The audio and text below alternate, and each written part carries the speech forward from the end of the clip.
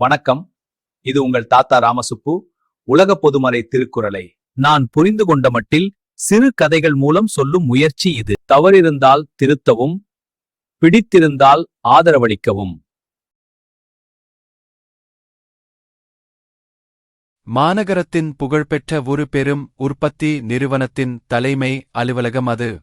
அதன் இளம் தலைவர் அகிலன் தன் தந்தை கட்டிக்காத்த நிறுவனத்தை மேலும் உயர்த்த வேண்டும் என்ற பெரும் பொறுப்பில் அமர்ந்திருக்கிறார். நிறுவனத்தின் சட்ட ஆலோசகரான மூத்த அறிஞர் நடராஜன் அகிலனின் மேஜை மீது தடிமனான நிறுவன விதிமுறைகள் மற்றும் சட்டப் புத்தகங்களை அடுக்குகிறார். தொழிலாளர் நலன் மற்றும் வணிக நெறிமுறைகளை கூறும் அந்தப் புத்தகங்களை அகிலன் உற்று நோக்குகிறார். அதே நேரத்தில் நிறுவனத்தின் இரகசியக் கண்காணிப்பு அதிகாரியான இளங்கோ அகிலனைச் சந்தித்து ஒரு முக்கிய தகவலை பகிர்கிறார். தொழிற்சாலையின் உள் விவகாரங்களில் ஏதோ தவறான நடமாட்டம் இருப்பதாக அவர் எச்சரிக்கிறார். அகிலன் சட்டப் புத்தகங்களை விரித்து நிறுவனத்தின் விதிகளை ஆழமாக படிக்கத் தொடங்குகிறார். சட்டத்தின் துணையின்றி எந்தவொரு முடிவையும் அவசரப்பட்டு எடுக்கக்கூடாது என்பதில் அவர் உறுதியாக இருக்கிறார். மறுபுறம் இளங்கோ தொழிலாளர்கள் போல மாறுவேடமிட்டு தொழிற்சாலையின் உற்பத்திப் பகுதிக்குள் நுழைகிறார். அங்கு நடக்கும் உண்மை நிலவரங்களை இரகசியமாகக் கண்காணிக்கத் தொடங்குகிறார். தொழிற்சாலையின் ஒரு பிரிவில் சில மூத்த அதிகாரிகள் தங்களின் சுய லாபத்திற்காக போலியான கணக்குகளை எழுதுவதை இளங்கோ மறைந்திருந்து பார்க்கிறார். அதை அவர் தன் கைபேசியில் இரகசியமாக பதிவு செய்து கொள்கிறார். தலைமை அலுவலகத்தில் அகிலன் வணிகச் சட்டங்களின் நுணுக்கங்களை நடராஜனிடம் கேட்டுத் தெரிந்து கொள்கிறார். தவறு செய்பவர்கள் மீது சட்டப்படி எப்படி நடவடிக்கை எடுக்க வேண்டும் என்று அவர்கள் விவாதிக்கிறார்கள். மாலை நேரத்தில் இளங்கோ சேகரித்த ஆதாரங்களுடன் அகிலனின் அறைக்கு வருகிறார். தொழிற்சாலையில் நடக்கும் முறைகேடுகள் குறித்த முழு விவரங்களையும் அகிலனிடம் சமர்ப்பிக்கிறார். அகிலன் அந்தத் தரவுகளைப் பார்த்து அதிர்ச்சியடைகிறார்.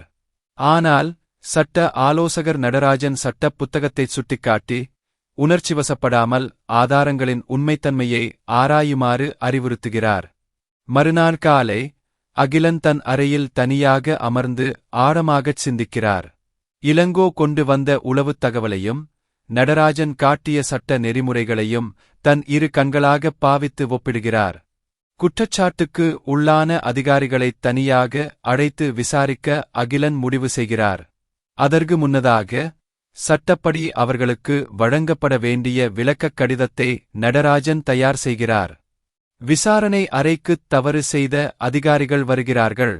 அவர்கள் தங்களின் குற்றத்தை மறைக்க பல பொய்களை அடுக்கத் தொடங்குகிறார்கள்.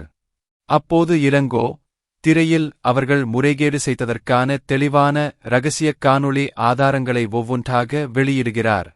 அதைப் பார்த்த அதிகாரிகள் அதிர்ச்சியில் உறைந்து போகிறார்கள். அதிகாரிகள் தப்பிக்க முயன்றபோது நடராஜன் அவர்கள் மீறிய சட்டப் பிரிவுகளையும் அதற்கான தண்டனைகளையும் சட்டப் புத்தகத்திலிருந்து படித்துக் காட்டுகிறார். தப்பிப்பது கடினம் என்பதை அவர்கள் உணர்கிறார்கள். அகிலன் எந்தவித கோபமும் இன்றி மிகவும் அமைதியாகத் தீர்ப்பை வழங்குகிறார். சட்டத்தின்படியும் உளவுத் தகவலின் உண்மைத்தன்மையின்படியும் அவர்கள் உடனடியாக பதவியிலிருந்து நீக்கப்படுகிறார்கள். இந்தச் செய்தி தொழிற்சாலை முழுவதும் பரவுகிறது. நேர்மையான தொழிலாளர்கள் அனைவரும் அகிலனின் முறையான மற்றும் நீதியான அணுகுமுறையைப் பாராட்டி மகிழ்கிறார்கள். நிறுவனத்தின் உற்பத்தித் திறன் மீண்டும் பழையபடி நேர்மையான வழியில் உயரத் தொடங்குகிறது. புதிய மேலாளர்கள் சட்ட திட்டங்களுக்கு உட்பட்டுச் சிறப்பாகப் பணியாற்றுகிறார்கள். அகிலன் தனது அறையில் அமர்ந்து இளங்கோ மற்றும் நடராஜன் ஆகிய இருவருக்கும் தனது மனமார்ந்த நன்றியைத் தெரிவிக்கிறார். நிறுவனத்தைக் காத்த இரு கண்கள் அவர்கள்தான் என்று பாராட்டுகிறார்.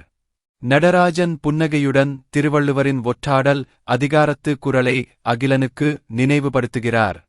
உளவுத் தகவலும் நீதிநூலும் ஒரு தலைவனுக்கு இரு கண்கள் என்பதை அகிலன் முழுமையாக உணர்கிறார். மாநகரத்தின் பின்னணியில் அந்தப் பெரும் நிறுவனம் கம்பீரமாகத் தழைத்து ஓங்கி நிற்கிறது. அகிலன் தன் இரு கண்களான சட்டத்தையும் உண்மையையும் கொண்டு நிறுவனத்தைச் சிறந்த முறையில் வழிநடத்துகிறார்.